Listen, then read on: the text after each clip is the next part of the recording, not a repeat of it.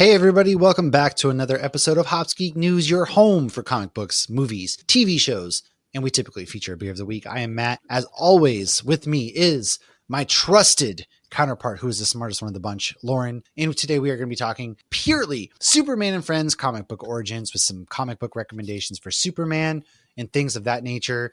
Typically, we feature a beer of the week, go into what we've been reading, watching, some news. However, today it's purely related to Superman comic books to get you ready for, if you're going to the early release, that's going to be tomorrow, July 8th, to go see Superman, or maybe you're going this week and you want to read up a little bit about Guy Gardner, his wonderful haircut, HawkMan, HawkGirl, Mr. Terrific. This is your place for that, man. We got you covered. So like, subscribe, share, follow, drop a review, help the algorithm, help us grow. And, patreon.com/HopsGeekNews is where you can find us. I'm drinking today from the Vale in Richmond. It's White Miata. I don't know. I feel like this is like a bougie car. So in my mind, Superman's a bougie car. I don't. There's no correlation. It felt nice. I'm saving my tree houses. I might bring a couple tree houses with me for Lauren to share this week with Josh. So we'll see what happens. But Lauren, what you grab over there in your nice trailer park outfit? This is the only shirt I could get. Guns out, baby. Yeah. Okay, so my drink is probably even more of a stretch than yours. I have a Calusa This isn't Brewing a Fantastic Four origin story, all right? We're not doing anything. I hope there's some Fantastic Four beers before that comes out, because we have not. I have not found a single actual Superman beer. We've really been just like picking at the bottom. Not even. What is it? Yeah, there really hasn't been at all. So I have a double New England IPA from Calusa, which is a fantastic beer, my favorite style. It's called 0-0. I drank it on one of our Daredevil episodes because that can mean zero visibility. Could you have any idea why I might have picked this beer? He's the first. This is your clue. I'm holding up Krypto because Zero and Krypto are my two favorite fictional dogs. Oh my God. Okay, you see, I was going to say because Superman is kind of like the first DC superhero, but then you held up Krypto and I was lost. So I don't know. I have no idea. Got it in a Wonder Woman glass. Oh man, that is okay. That is good. Yeah, no, we had stretches this week, guys. Like I said, this is going to be purely comic books. We're going to dive into some origin stories, if you will, give you some comic book backgrounds and, maybe some must reads on Superman primarily of some comic books I think you should definitely read before you see, if you're like me, who's been diving into Superman lately. I've been really trying to become more educated because I've never cared about Superman. For some reason, his character is never. I love him. Well, yeah, Carrie mentioned the other day, she was like, "What are you, a Superman fanboy now?" And I said, "No, I'm just," because she saw on HBO how I was watching all the movies and the shows, and we're watching Superman Lois, and I have all these comic books. And I said, "Well, no, I got to do research for the show, man." And the movie has me excited. It's been a while since the DC universe has had me excited for a movie. And I think Smallville was a big turn for me. Yeah. Well, I've always loved DC. It's my preferred publication. I just have never connected with Superman but now I'm reading his story. So why don't you kind of dive us into this first aspect of Superman here, where he got the start, and we'll kind of go from there. So he actually started as one of several anthology features in the National Periodic Publications comic book Actions #1. And this was June of 1938. So think about the world in 1938. World War II was just kicking off. And we got Great Depression going on. I mean, it's just insane to think. It's like women had barely gotten the right to vote. Like Prohibition was kids were still working factories, man. Had ended. Like it's insane to think everything that was going on. So this makes him 87 years old. It was so popular that National launched Superman into his own self-titled comic book. This was a first at the time. This was not the norm. It hit stands the following summer. So by the early 40s, millions of copies of Superman were selling each month. In 1958, Superman became the first DC comic to get its own letters column. Oh, interesting. It's really interesting because when you kind of look back at, the 1930s, right? How many things had a radio show, for example, which is kind of crazy. And so it's kind of crazy just where all these things start from. Ovaltine. So Clark Kent, aka Superman, aka Kal-El, was created by Jerry Siegel and Joe Shuster, written by Siegel and drawn by Shuster. Before the Superman we know, They actually created others, and not all of them were good guys. However, the do-gooder alien boy from Kansas is what stuck. The two were big sci-fi fans and credit many different influences from sci-fi stories they enjoyed. Jack Williamson, who is referred to as the, quote, dean of science fiction, end quote, once said that Superman's origin was similar to a story he had written and published early on, where a Martian scientist sent his infant daughter into space to save her from their planet's destruction. Interesting. So they might have pulled a lot of inspiration. Yeah, just a little bit, right? You know, in the early days, continuity did not seem to matter hardly at all, as it should. It's the 30s, it's the 40s. So there are some contradicting stories that have, of course, been many events that reset his origin, such as Crisis, Rebirth. You know, there are many, many runs that we'll kind of talk about too. There's one in particular, I believe, by Jeff Johns that kind of resets his origin story as well. However, if you have seen any Superman movie or show, you know the gist of his origin, right? Krypton explodes. They send baby Kal-El to Earth. Jor-El and Lara send him to Earth there to be raised. They crash land in Kansas. Martha and Jonathan. Not always their names. But it's been official for a while now. Because it wasn't in the 50s TV show. That was not their names. I forget what it was. We talked about I was going to say, I don't remember. Yeah. However, at first he was sent to an orphanage. Whoa. This was in the 1938 version. So, you know, like think orphanages now and how broken the system is. And then think 1938 orphanages. Well, back then, didn't they sing, "It's a hard knock life for us"? Have you ever seen the movie Brightburn? I haven't, because I've gotten so many mixed reviews. I'm like, I maybe should just stay away from it. No, it's worth a watch. It was terrifying. Well, think Superman being sent to a 1938 orphanage, and you can see how Brightburn.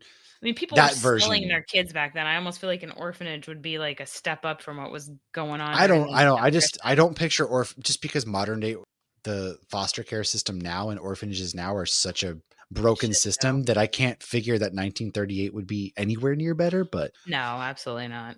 That's just thinking. It made me think Brightburn and Superman probably wouldn't have turned out good. However, there was good news. There was. Interesting. Then in the 1938, or when it was picked up by DC Comics, the origin was elaborated a little bit more. The Kents found him, dropped him at the orphanage, and then they felt bad, so they come back for him. In these early versions, it was said that he was so powerful because he had been his rays had been around for some like had evolved. Sorry, I've had a beer and a sip. And Lauren's writings have me confused. He was raised to physical perfection, basically. So he'd evolved to physical. He's corn-fed. Yeah. So, we're always taught that the rays of the sun made him so powerful. And that's what it's kind of been told. However, originally the Kryptonians had been around for so long and they were such an evolved society that they had evolved to physical perfection. And I think you see that a bit in Man of Steel, where these children are being born. It's like blanking on that Brave New World books or whatever, where like people were created for a purpose. So they were perfectly groomed for that. So that was what they were kind of thinking back then. Now we're like, oh, he gets it from the sun. But you did, again, you saw that in Man of Steel, but he was the first natural birth after centuries. So yeah, no, that makes sense. As Clark's powers actually begin to develop, his parents help him cope with it, and his powers are kept a secret. Clark grows up and adopts the goofy, less confident version known as Clark Kent, who dons the glasses and works at the Daily Planet in Metropolis, because that's just what we do, right? Now, another origin story was told in 1961 in Superman issue 146. More info was given, including Jor-El warning his brother Zor-El, who is Supergirl's dad. It also includes Krypto's launch into space. Side note, Krypto, the last dog of Krypton, issue 1 released a couple weeks ago. That covers this, and it's really good. It's really, really good. I definitely recommend picking that up. Now, in the late 70s, the lack of inconsistent continuity was being noticed, so things were brought a bit back on track. In this decade, Clark goes to college, becomes Superboy. Today, Superboy is known as the son of Clark Kent. However, the name first showed up as a prelude to Superman. In fact, I even found a comic book where Superman fights Superboy. What? Even though they're the same person. There was some mind melding and what? Yeah, Pete Ross had a time machine and a thing to swap minds. He went back in time, got Superboy, who was Clark Kent, switched minds with him and then attacked Clark because he was mad because he did something with his son. But his son was gonna go to space and help people. But Pete was done dirty in Smallville, I feel like. But that's a whole story. Again, I have to, maybe I'll get to that one eventually. I never fully actually watched it. Now, why don't you take us into the 80s where things get crazy with Crisis on Infinite Earths? The 80s, this is when I showed up. So in the 80s, there was Crisis on Infinite Earths, which let the writers make everything consistent by basically starting over. Of course, we love a good swipe clean. Good flashpoint. During this decade, the Man of Steel run hit stands and showed Kryptonians as more cold and logical and thereby lacking empathy in many ways. We see this again in Cavill's Man of Steel. Well, I was thinking Spock, but I guess Spock. Yeah. Well, Spock's anyways. As he was the first. Okay, so we saw this in Man of Steel as he was the first natural birth in years, and to his parents, he was a chance of hope as opposed to being created for a specific purpose. That's what the S means, duh. It's not an S.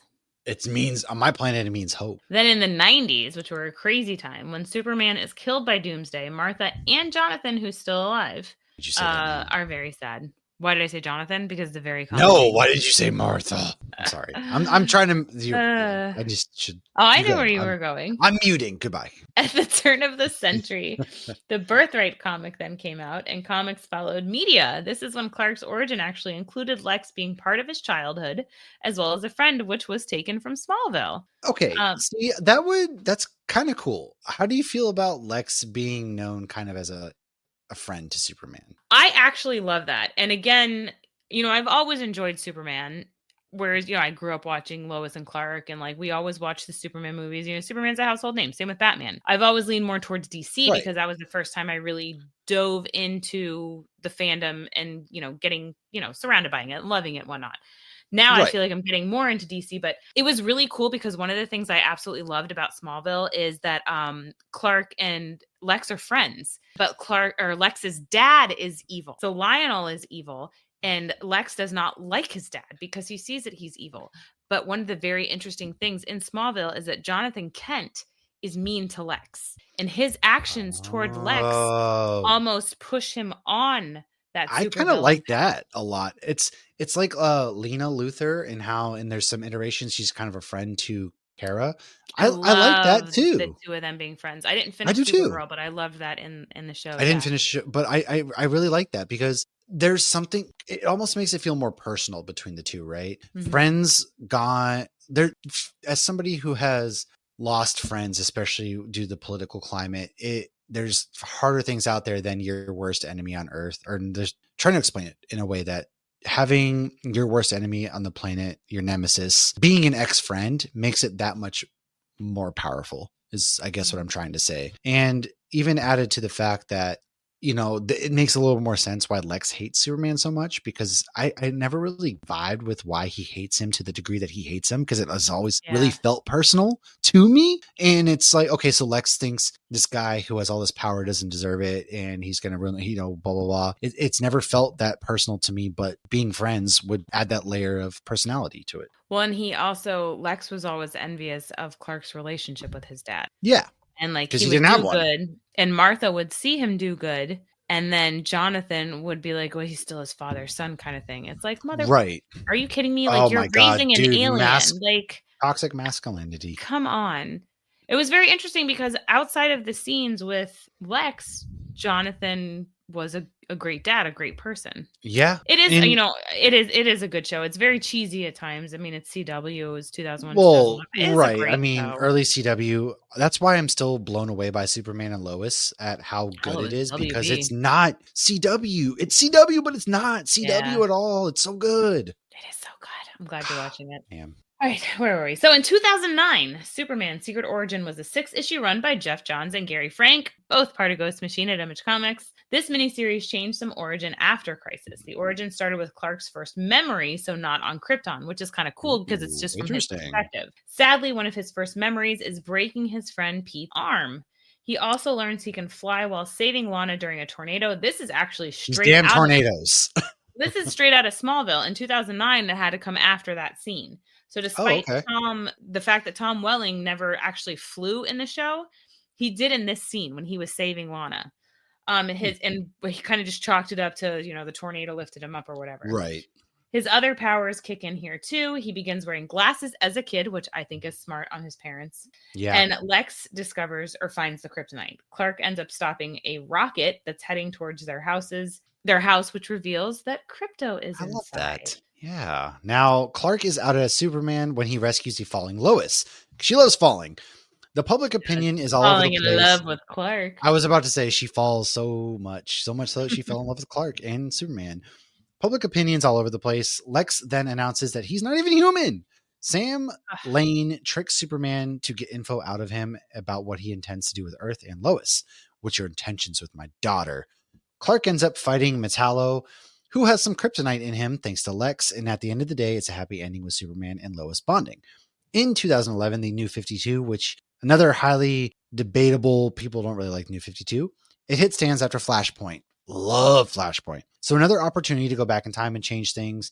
In this, Jor-El and Lara send Kal-El away in a prototype rocket, guided by Brainiac and his artificial intelligence, to find planets with younger suns and weaker gravity. It was a desperate last-minute attempt to save him. Jonathan and Martha find and care for him. However, they die when he is young in a car accident.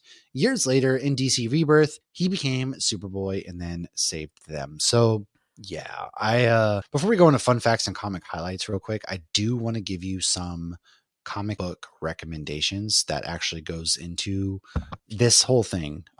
So this is a lot of this, per DC fandom itself, there's some highlights of issue 1s that you might want to pick up or look into. We got Action Comics #1.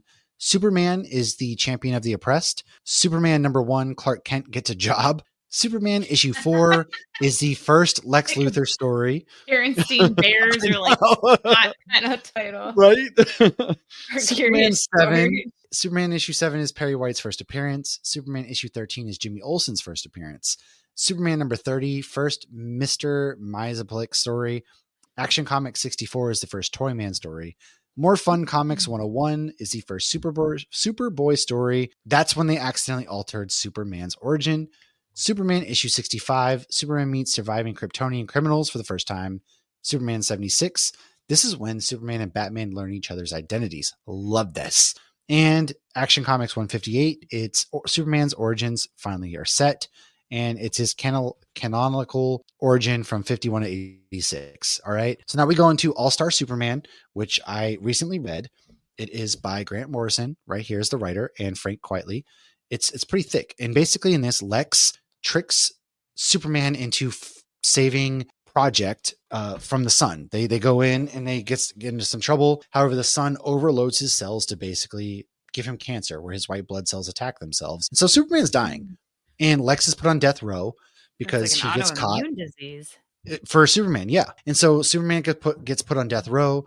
He doesn't know Clark Kent's Superman, so Clark gets an exclusive 3 weeks before Lex gets put on death row. And there's some cool things in this where, Superman knows he's dying. So he goes to Lois Lane, confesses who he is. He says, Lois, he's Clark. He's like, Lois, I have something to tell you. She doesn't believe that he's Clark. Nobody believes that he's Clark. She thinks Clark is too dumb. So where's the real Clark? Why are you messing with me? This is all a joke. And he's showing her his entire cave of all these relics and things that could kill him and stuff. He's like, no, it's really me. Like I'm Superman, Clark. We're the same. But she loves him. He gives her basically a potion that gives her Superman powers for 24 hours. And so there's a sequence where there's these two people that fight for Lois's love, and Superman basically has these 12 tasks. At the end of the 12 tasks, he's going to die. It's very good. Very, very good. It's not very a long read. It took me about an hour to read the whole thing, which, by the way, these compendiums that are $10 are a genius. I've been buying so many of them. And they look pretty on the bookshelf too. They do. They really do. And at the end, Superman's dead. And I don't know much more than that because I didn't think Superman died other than Death of Superman. So that's where I'm at. There's some really good things in there. It goes through. It's very emotional, and it's basically Superman coming to terms with death and him and Lex coming to a head. If I had to describe it in Batman or The Dark Knight Returns, how there's one last face off between Joker and Batman, that's kind of what you get in this story with Lex and Superman to a different degree, but it feels the same. So that one's a must read. And then we have The Death of Superman, which is Dan Jurgens who wrote it, October of 92 to October of 93, ran for a year. This was actually the thing that like the first real Superman story I sat down and really got into and read. It's an animated movie. It's really good. What were you going to say? You were going to say something. No, I read this recently, like this week, and like Good. even just the actual issue here where he dies, it's so good. Powerful. And I And know they depict it in Superman and Lois. I know I know they get Doomsday and stuff. I do know that. Yeah. Now, originally the storyline was meant to be the wedding of Clark Kent and Lois Lane. However, production of the TV series Lois and Clark: The New Adventures of Superman had started, and Warner Brothers requested that the comic do the wedding whenever the series did it. Oh, that's so cool. The white cover, the wedding. Yes. I have not seen that ever Superman, on shelves. So this is one of the comics Josh actually got me from that garage sale. What? So that stack I sent you, some of those were Josh and his brothers growing up. And Josh even told me, he's like, oh yeah, I remember buying that one comic. I'm like, wait, you read this? And he's like, no, I just thought it was going to be valuable. So I bought it. But a bunch of those comics, when I got the one from the garage sale, though, a bunch of them were Superman. So I have the whole stack in chronological order and I'm just going through it. So I packed. Wait, you have the whole Death of Superman in chronological order? I think I have the whole death. I have a compendium that I actually already packed in my bag. I have Asheville. Yeah, I have the trade. The death and it covers a few other things too. So it's all out of order. I'm just saying all that stack that I sent you of those, all the comics, I have those in chronological release order. Dude, and I'm just going through I've never seen that that one that you just held. I can bring it with me. It is very pretty. Yeah. It's just if you're not watching on YouTube, it's the wedding album of Superman. It's a blank white cover with this. I've never seen that actually. Inside is still, it's all colored and wow. And then the last page is really cool because it opens up. So you see like Clark and Lois. It's one of those foldouts. But then you open it and you see Superman and Lois. Okay, that is freaking dope. It is really That's pretty. cool. And it's like textured too. It feels really good. That leads me back to the frustrated creators who were forced back to the drawing board to come up with a whole new storyline. And actually one creator jokingly said, just kill him. And so they decided to go with that. And it's kind of funny, actually. The issues, kill him. If you want to collect these issues that happened over the year, Superman, Man of Steel, number 18, Justice League America 69, Superman, Volume 2, number 74, Adventures of Superman 497, Action Comics 684, Superman, The Man of Steel, number 19, Superman, Volume 2, 75, and there was some like Justice League of America and Green Lantern in there as well. Now, you also have the current run out right now, which is Absolute Superman by Jason Aaron, Unlike the traditional Superman who absorbs solar energy from his powers or for his powers, Absolute Superman's abilities are connected to his battle suit, which requires external solar energy for charging and regulation. There's a lot of other stuff. I'm a couple issues behind on this. Wow, so but it's really like Absolute Batman, they're making him poor. They're like taking what essentially, yes, specifically special and throwing them on their heads. Basically, yeah. And there's a lot of in issue 1, there is like they're real world issues. You know how there's immigration camps kind of. Mm-hmm. There's a lot of peacemaker type bodyguards guarding these camps that he fights with, for there. And Lois Lane's origin is different as well in this, but Kal-El in this universe does not have the Kent family that raised him on a farm. Instead, he enjoys a childhood with his biological parents on Krypton who teach him to fight for the underprivileged. Yeah. Interesting. Very, very good. Wow, they're just I feel like these should almost be like what if stories. This is their new All In and Absolute. It's really good because these are they've gone everything on its head. I mean, it is what if. It's like what if essentially Yondu picked up T'Challa instead of Pete. Like that's what's happening. It's like what if Batman grew up poor? And it keeps it fresh. I really like these fresh ideas they're coming up with. Honestly, I'm loving the Absolute runs. All of them. Batman. Yeah. I mean, Flash, Aquaman. All really good. Really good. It goes big into I feel like nature versus nurture. Yeah. Huh. Realistically, yeah. We have Superman's Secret Origin, which is Jeff Johns' 6-issue run. It's from the perspective of Clark Kent, and it's his story of self-discovery, which we kind of talked about. Now, Superman Birthrights by Mark Waid. It was originally not canon, and then it was made to replace Superman Man of Steel as the new canon. And so it replaced that Man of Steel like I talked about earlier. It goes over 12 issues. So there's a 12-issue run that makes his canon newer. We have Superman All Seasons by Jeff Loeb and Tim Sale, where it looks at Superman's early years through the eyes of those who are close to him. And then last but not least, the Superman Kryptonite. It's by Darwin Cook and Tim Sale, and it's about his first run-in with Kryptonite. So those are some of your must-read Superman stories. It's interesting, the whole canon thing with comics, because to me, I feel like in comics, everything is canon. Well, Marvel never resets their timelines, whereas DC always does timeline resets, which is interesting. Right. Marvel's just like, okay, we're recognizing this as canon to this specific story.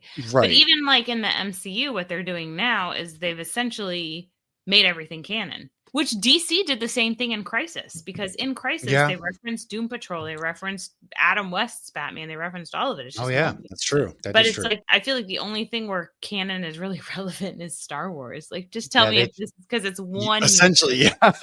You're right there, actually. Why don't you take us into the fun facts, though, about and some more comic highlights of Superman? So this is specific to Superman before we go into some of his friends. So the explosion on Krypton, as Kal-El was leaving, actually created kryptonite, which is only harmful to superpowered Kryptonians, as we saw in Crisis on CW. So it wasn't until Superman 61 in 1949 that Clark actually learned of his alien origination. Wow, that is a long time between his release in 38, and then 11 years. Wow. We knew, but yeah, it took him a while. Yeah, so that is interesting to think that there was such a long time where it's like, I mean, what was he thinking was happening? Like, what's happening to my body? Who am I? Is this puberty?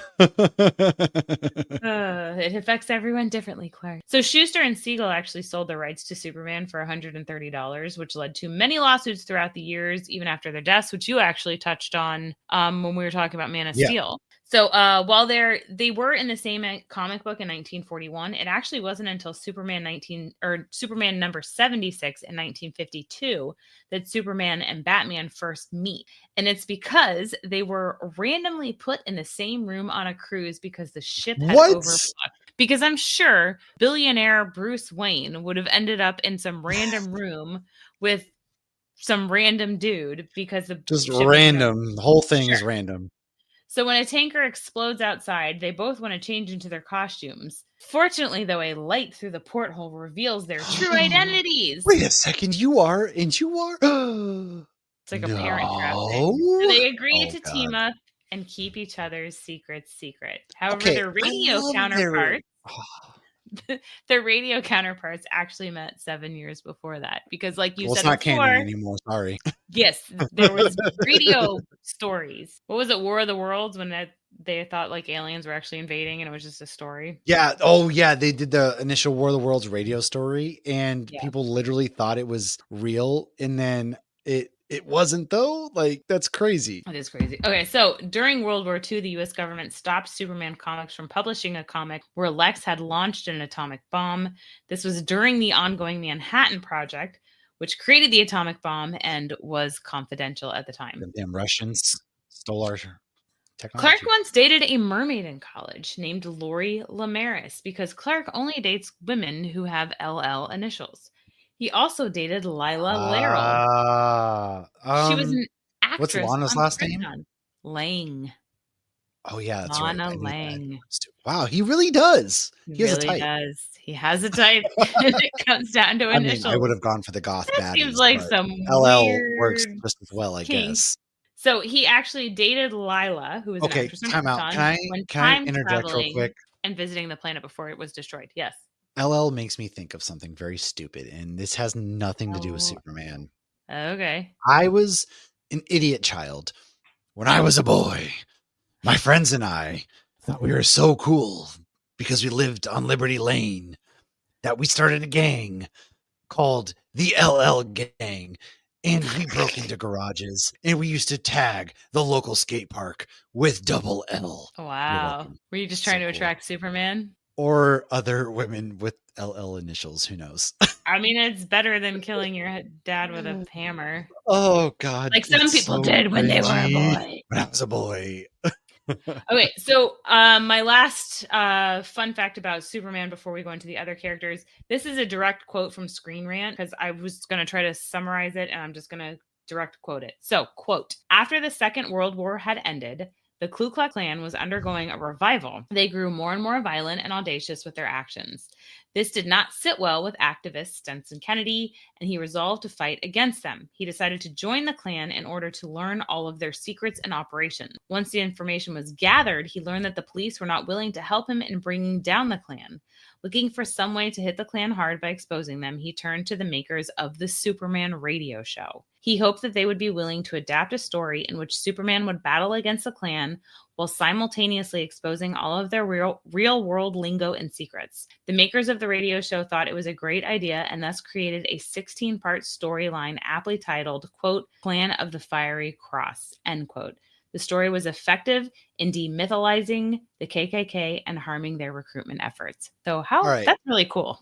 That's cool. Number one, I think we need to bring that back about now for the amount of, because first of all, fuck ICE and all you Nazi punk ass bitches out there. I know this, we try not to cuss, but this felt warranted. All right.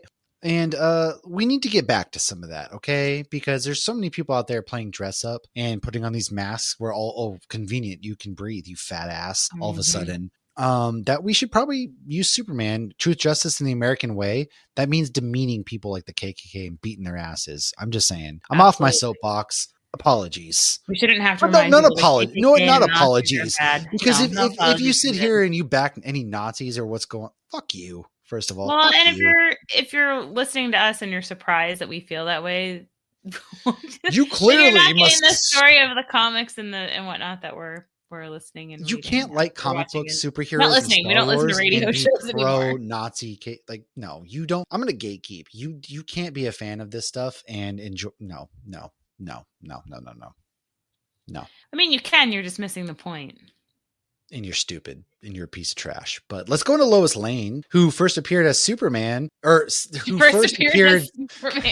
God bless. I'm sorry. First appeared same as Superman in Action Comics issue 1, 1938. She's the only other character other than Superman that has been around since the very beginning. She might as well be Superman, some of the things that she does. She's a badass woman and probably the most badass non-superpowered woman in all of comic book mediums, because Wonder Woman's obviously really good too, right? That'd be very interesting to do one day. She was drawn based on a model, Joanne Carter. Jerry Siegel ended up powered. That's true. Riri's not super powered. She's super genius. Right. Shuri's not. Well, I guess Shuri is now, but Jerry Siegel ended up marrying Joanne Carter, who was the model based off, and eventually Lois got the middle name Joanne as a nod. Lois's original origin was a girl raised on a farm. Interesting. Crisis turned her into the army brat that we've met in recent shows and movies. From 1958 to 1974, Lois had a comic book called Superman's Girlfriend, Lois Lane. She's so much more than that, though. The run followed her solo adventures, but it still showcased Superman and had some Lana Lang appearances. This run also took on some social justice issues. There was a controversial story, I Am Curious, Black, number 106, November of 1970. Lois uses a machine that allows her to experience racism firsthand as an African-American woman. See, this makes me fall more in love with Superman because they really tackle these issues.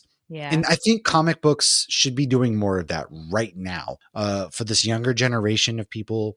I think they're doing it more subtle these days. They are. Well, for example, I mean, Punisher's they have Punisher coming back in comic books and he has his original logo again, which is kind of them taking back the logo from those trash heaps that are out there doing stupid stuff. But I think what some of the difference is, if a comic book did something edgy in the 70s, it was all word of mouth. And you were hearing it through mostly children that were reading the comics. Now you have children, you have adult comics. And if something is over the edge, it's blasted on social media. And everybody can see it, even people who don't read. So I feel like they have to be more careful and subtle, but subtlety only gets you so far. Right. I mean, listen, you see it with media literacy anymore that you have to just be point blank and honest because people can't read between lines sometimes, And going back to Lois Lane, though, she has gotten powers on more than one occasion. And her and Clark actually have a kid named John after Clark's Earth dad. And Lois and Lana Lane, Clark's high school girlfriend, once became one person and called themselves Lana Lane. Somebody, I don't know if it was Gibson or if it was Riley in our Discord was asking what Lana's last name was recently. And they had thought it was Lana Lane and thought she was related to Lois. Oh. And I assumed they were getting confused because Lois Lane is cousins with Chloe in Smallville. Right. But I wonder if this is I why actually really he got like that. Lois and Lana's, kind of relationship and things like that in Superman and Lois right now as it develops. I I'm interested to love see their where relationship in that. I that also love goes. Lana in that. She's pretty good so far in that. And last but not least with Lois, after almost a century of being a reporter, as of 2023, Lois became an editor-in-chief of the Daily Planet. She did, however, have times where she was a freelance journalist as she wanted to fight for social justice. Dude, I can't wait to see Rachel Brosnahan take it to Lois and show us what she's got. She's a I hope fantastic they give her a actress. lot of screen time. Much. I hope she's not just a supporting role. I think she's gonna have plenty of screen time. It's Lois Lane. I think James Gunn gets it. I really do. Good. I hope so. So All right. Lex Luthor. Lex, I did not go deep into as I should have. He first appeared in Action Comics number 23 in 1940, created by Siegel and Schuster. At one point during a retcon, Lex and Supergirl actually dated. And he's not always bald. As we saw, obviously, in that Batman v Superman. Yes. And like we mentioned before as well, that they have redone him to where he was friends with Superman. They have. I honestly, there were so many characters. I last minute was like, oh shit, I didn't mention Lex, and I know I could have gone more into Lex, but I mean, Lex could be his own episode with Superman, which maybe we'll do.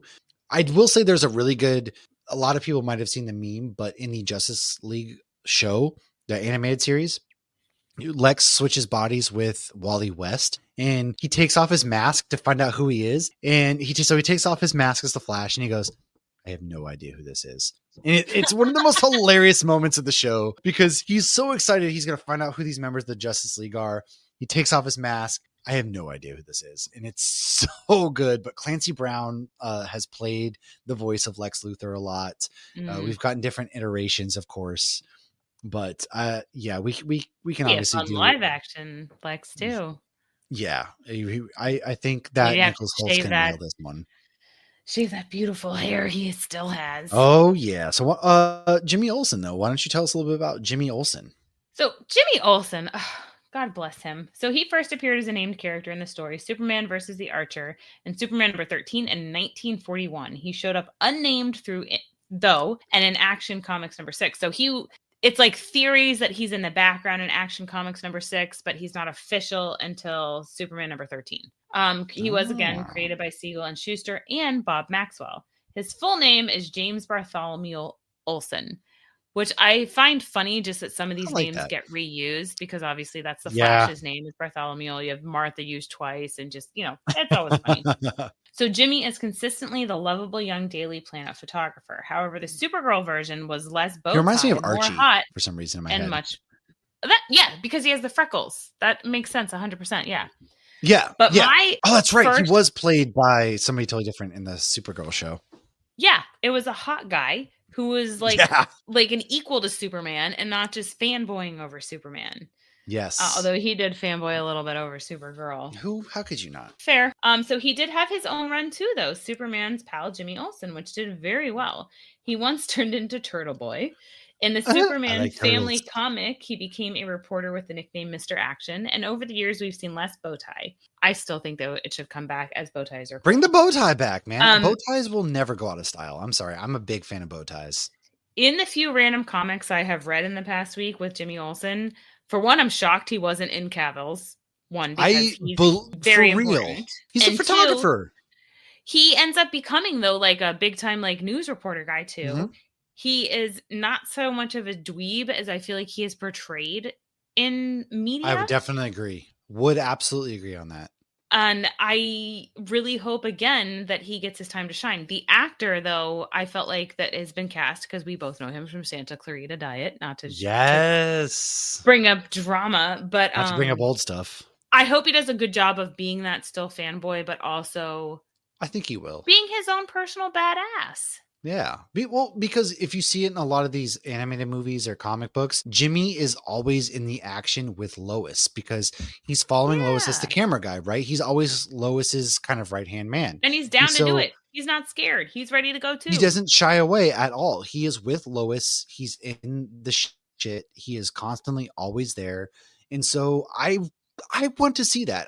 It is a very big, unfortunate that you've never got a proper live action portrayal of Jimmy Olsen in that regard, such as Superman Returns or Man of Steel, things think like they that. did a good job in Smallville. I But it can was just speak on it, very I guess, yeah. confusing because they cast an Ashmore twin when the other twin was evil. Oh, that's right. Yes. But I mean, I really liked the Jimmy Olsen in Supergirl, but we didn't meet him with Superman. We met him totally separate, and he was too cool to be Jimmy Olsen. Yeah, right. You are 100% right. In the middle. I don't know. You need someone. I mean, again, I always think of Archie, but I am excited to see what he does. Now let's go into Guy Gardner, our famous bowl-cutted a-hole idiot Green Lantern, who first appeared in Green Lantern number 59 by John Broome and Gil Kane. Fun fact, I know a John Broome in real life, but he's not this John. Now, straight from the DC page itself, hot-headed, unruly, and prone to breaking the rules, Guy Gardner isn't always the most likable hero, but he has proven time and time again to be a worthy Green Lantern. If Guy Gardner had just been a few miles closer to a dying alien named Abin Sur, he and not test pilot Hal Jordan would have become the first human being to join the Green Lantern Corps, the group of intergalactic heroes guided by the Guardians of the Universe on the planet Oa. Eventually, however, Guy becomes a Green Lantern himself, quickly earning a reputation as a rebel without a cause who doesn't know when to shut up. It kind of sounds like me. That's unfortunate. I run my mouth too much. Now, whenever evil needs to be fought or lives are threatened, Guy is there to help.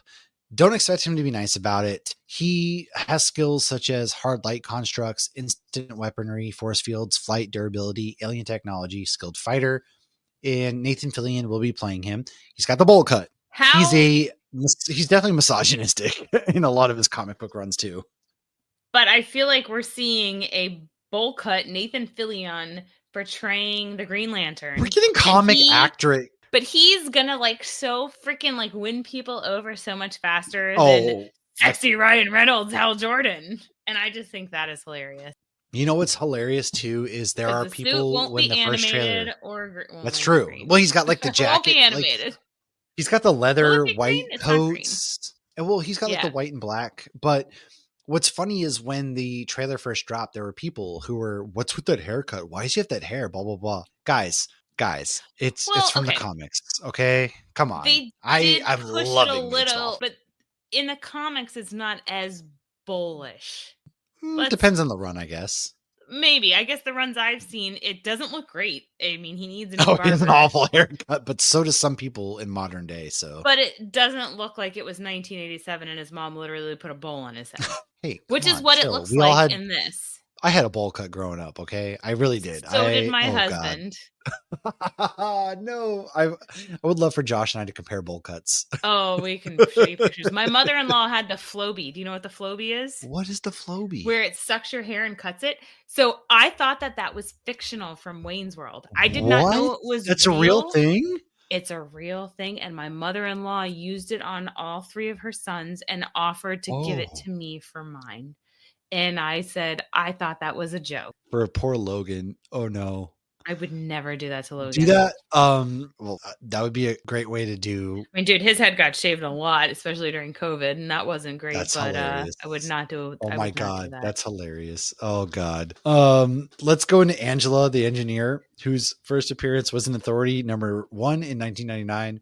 She was created by Warren Ellis and Brian Hitch. We know Brian Hitch. However, in the Wildstorm continuity, Angela Spica first appeared in the Wildstorm number 1. She's a medical engineer, has a suit that she keeps inside her body, which is not the best as it causes some health issues. However, the suit gives her flight using an electrogravitic engine system, stealth capability, whatever that wrist-mounted ray able to cut through concrete for easy ingress or egress, scanning equipment, can aid rescue missions with medical scanners, which allows her to view internal organs. Said scanners can also be used to copy items from her nanotechnology. Life support, sufficient to protect the occupant during an underwater swim from Long Island to Rhode Island. And holographic interface, and she is a good guy. This one's interesting because when I was reading about her, because I don't know her at all. Yeah, honestly, this is one of the ones I don't know at all. But I guess her suit being inside of her causes internal bleeding and stuff. So I wonder, this is okay. So cool. Obviously I trust James Gunn. He brought us the Guardians of the Galaxy, great trilogy. All 3 movies were great. I mean, I really 2 do wasn't too. as good as Yeah. 1 and 3, but they were all fantastic. He brought these Fair. random characters that were not household names, and now they are 100% household names. You have a Guardians of the Galaxy ride at Disney World at Epcot. You do, and it's so good. It's the best ride ever. The best. So I trust him, but this does seem like a lot of characters that don't have household origins to be thrown into a movie. Yeah. No, you're kind of right there. That's fair. So Which I takes us to don't Kendra. So right, which Kendra we know. I feel she's in like a lot of stuff. Angela, I feel like is really the only one we haven't seen in the mainstream, no? Isabella Mercad, actually, she was just in Last of Us. She's in Last of Us. No, I know that, but I'm saying the character, the fictional character.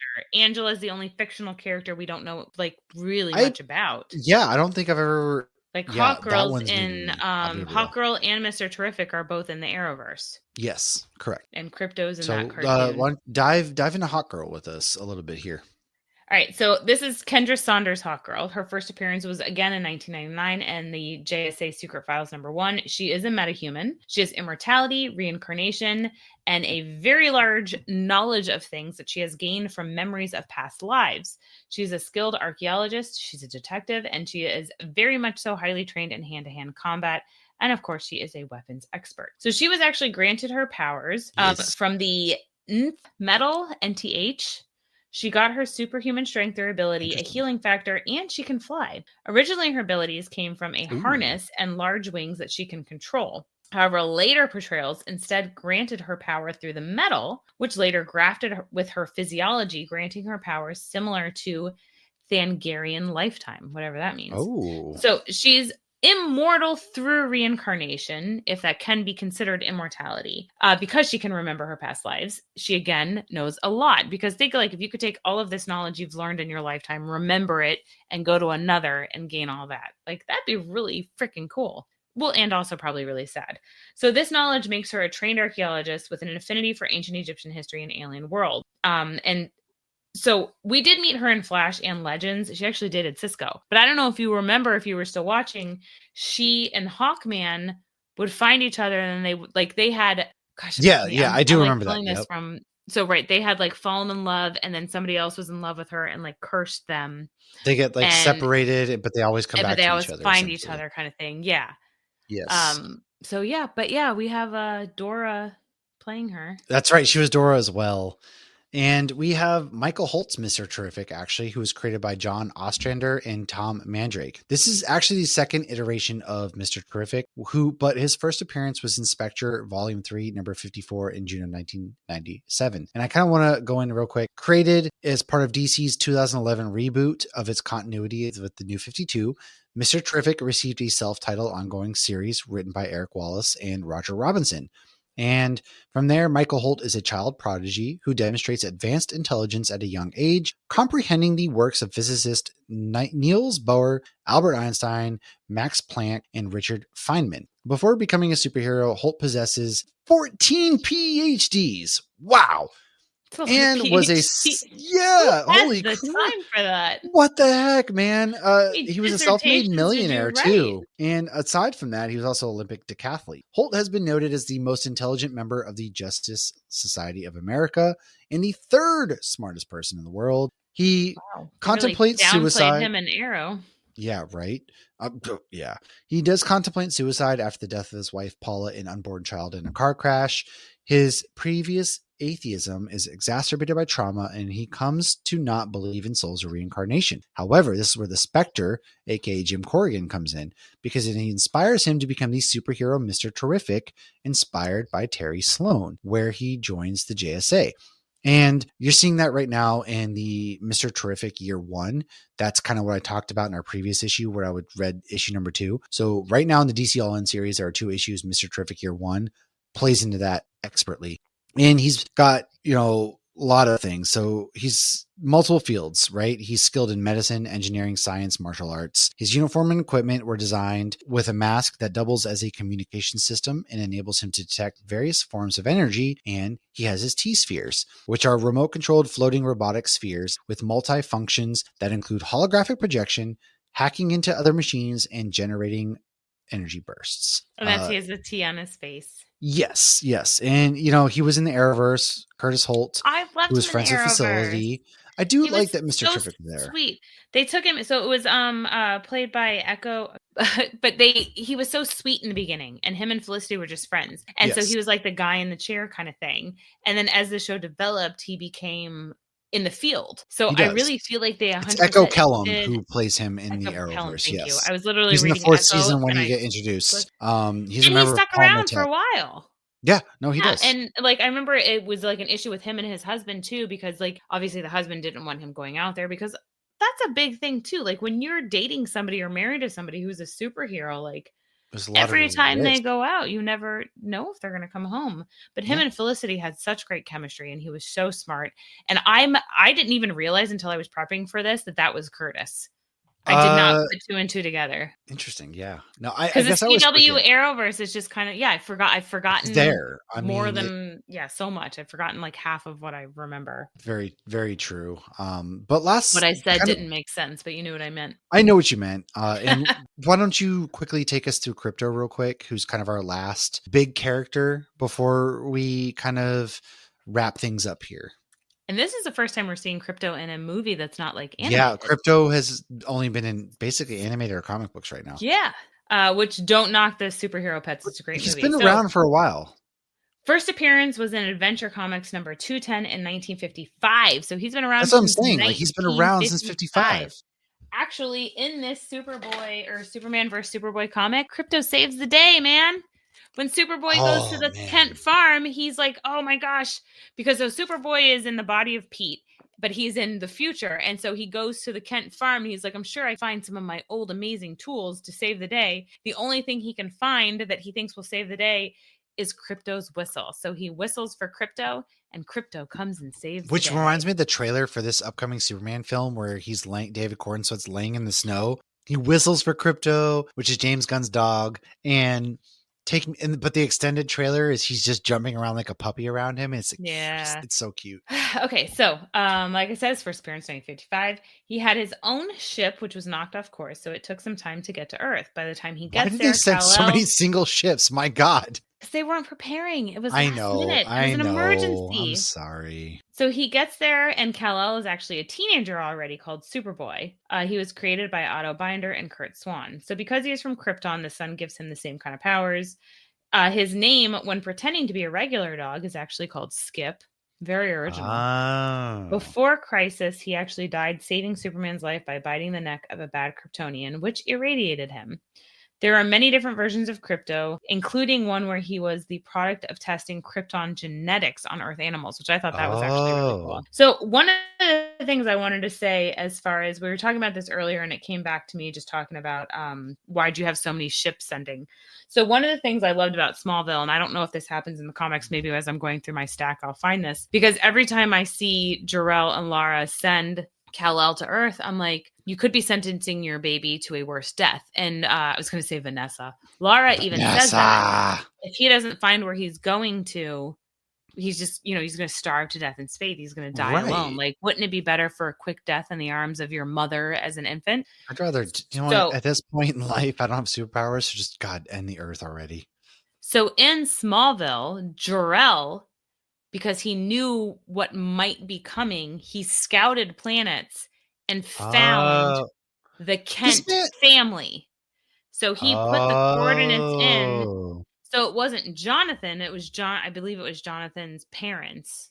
Or was it Martha's parents? Whatever. Whoever had it was the Kent farm, so it had to been Jonathan. Right. So he had the coordinates sent to go to Smallville for that specific family to raise his son. Okay, I got you now. And that makes a lot more sense. That does make a lot more sense. That really does. Slingshot my child into space and hope. Yeah, why not? Like, hey, adios, bye. Yep. Very, very bold strategy at the end of the day. Bold move, Cotton. Let's see if it pans out. I do really recommend right now, because there's only one issue out, that you pick up Krypto, the Last Dog of Krypton, part of the DC All-In series. That really has some tender moments. There's a moment where Krypto cuddles up next to baby Clark as Laura and Jor-El are having the conversation. There's some really, really good moments in there. I think if you're looking to get into some Krypto comics, which you might not be picking, like, why would I read about a dog? Because first of all, animals are amazing, better than humans. And secondly, because this is a very good comic. And so you should pick that up for sure. I'm excited to see Krypto. James Gunn's bringing a lot of things that we haven't seen yet to our screens for the first time. So I'm pretty freaking pumped, man. I really am. I've now really seen it in 4D, which I'm excited for. And you're going to have bruises. It takes it away too. I know. They're going to be like, "Does your husband beat you because you're going to have a black eye?" And you're like, "No, I saw Superman in 4D." But I mean, yeah. Well, it's funny when I saw Deadpool and Wolverine in 4D, I saw it for the second time because I had seen it with you already. So when I saw it for the second time with Erica and Tabby, so I got to give them the heads up of hold your beer out. Like I knew when the hold it up. So because they should have the cup holders stand still, but they don't. Yeah. So honestly, we would literally, you have to hold. You literally have to hold. You go for a ride. You legitimately do. It is wild. I'm excited. So the last thing I have to say about the Superman comics is, I've just started reading DC, honestly, in general in the last few years. And I'm really going through this Superman stack. And one thing I have seen in the comics that I have not seen in the shows or the movies is Superman's never portrayed as unintelligent or stupid, ever. He's never the butt of a joke by any means. But he's never regarded as super intelligent. He's regarded more so with his strength. Whereas in the comics, you have that inner dialogue. And he's constantly doing math and science and figuring things out. Whereas it's almost like when you watch The Flash, and even though Barry's very smart, you have Cisco in his ear. Okay, do this. We're going to do this. And we're going to see this reaction with this.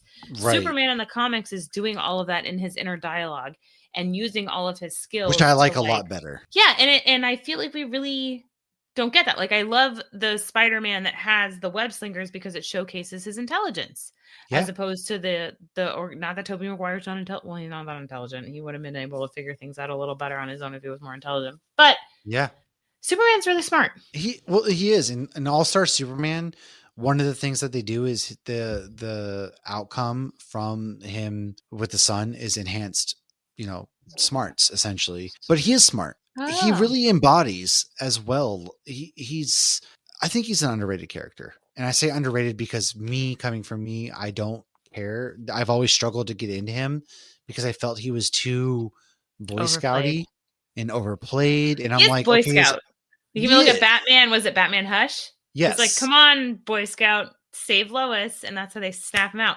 But his Boy Scoutness comes into play. It's very important. It can snap him out of a trance. Right. And he really is the best of us. And he embodies what humans really should be, which is, you should just treat each other with decency at the end of the day.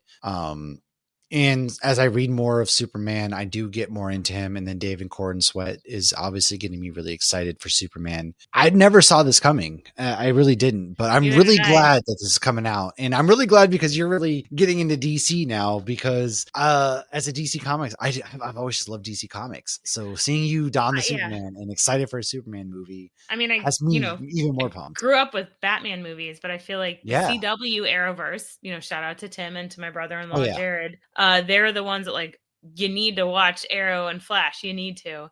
And, that spawned this, but I wasn't reading them until this podcast. You even watched Superman and Lois before I did, which is fun. But that was CW. That's what I mean. But normally I'm the one that watches more of these shows than you. And I watched Smallville, 2 years ago? Yeah. I think so. And I flew through that shit, man. But okay. So there was some Comic-Con or something, and Grant Gustin, who plays the Flash in CW, is wearing a Superman shirt, and somebody yells, "You're wearing the wrong shirt," and he goes, "No, I'm not." Oh, I like that. So if you actually watch any kind of interview with him, he was a huge Superman fan growing up. He is obsessed with Superman, and I think that's so freaking cute and adorable. And I also have Cisco's autograph from the 2015 MegaCon I attended, funny enough. Speaking of Cisco, because we talked about Mr. Terrific and stuff like that, I do have his autograph. I don't remember where I put it. I have to find it. It was that back when the Arrowverse was still really big. Full. It was, Oh man, I'm enjoying it. So Superman comes out next week or tomorrow. Sorry, technically tomorrow. If you're getting the Prime screening, it's tomorrow. It comes out this week. Go see it. formulate your own opinions. And it's not a versus. It's not a Superman versus Fantastic Four. It is, we are living, we are eating no matter what, because these are going to be two completely different movies. Exactly. Really, realistically, the Only more these movies do well. Oh man, he's old and he's bougie. He's a bougie bitch. He's in his 50s, right? I can relate. I'm not in my 50s, but I'm bougie. Is he in his 50s or is he almost? Yeah, 50? no, he's in his 50s. I thought he said he was 50 or something like that. It's weird though. So that makes me happy because it's weird that I'm getting to a point in my life where all the superheroes are starting to be younger than me because I'm used to them all being my age. Yeah, it is. Because like Cavill, Evans, Thor, like they're all my age. But even as like a sports fan, for me, I'm at that age where everyone's retired and you're old. And although LeBron's my age and he's still playing. I know that's true. That is true. It's exciting. Go see Superman. Go see Fantastic Four. Go catch a movie. Formulate your own opinions. David only 31. Wow, he's younger than me. He's 10 years older than my daughter. Jeez. He's younger than I am now. I guess I'm at that age. Go read some comics, go to your local comic shop, pick up some Superman comics, whether it's Kingdom Come, whether it's All-Star Superman, Death of Superman, Superman Unlimited, Absolute Superman, Birthright, whatever it is, man. Go check it out. Go read. Go visit your local comic book shop. And can't wait. We'll be back next week with more exciting content. Patreon.com/HopsGeekNews if you want to support. And as always, on Hops Geek News, any social media platform, all that good stuff. So we'll see you guys next time. Cheers. Truth, justice in the American.